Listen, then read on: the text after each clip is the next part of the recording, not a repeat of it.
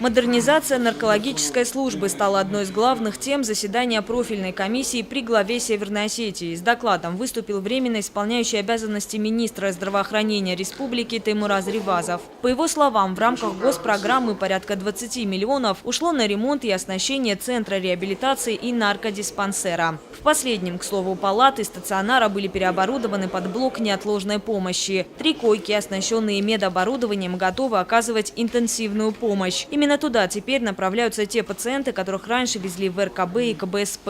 Но и этих коек недостаточно. Чтобы полностью решить проблему, отделение интенсивной терапии необходимо расширять. Теймураз Ривазов также отметил, что есть ряд индикаторов, которые показывают успешность работы специалистов. Среди них и процент больных алкоголизмом, которые были повторно госпитализированы в течение года. С 2012 года цифра снизилась незначительно, всего на процент. Практически незаметно улучшение и среди страдающих наркоманией. В течение 2014 года повторно в больницы попали почти 28%. В 2012 их было около 30%. Основная задача позволена на данном этапе – это улучшить основные целевые показатели модернизации. Раз. Повысить эффективность профилактических мероприятий среди населения группы риска. Два.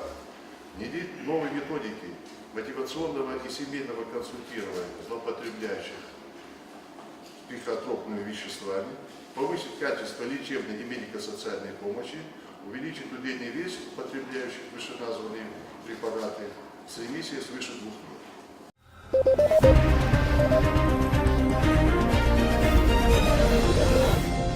лет.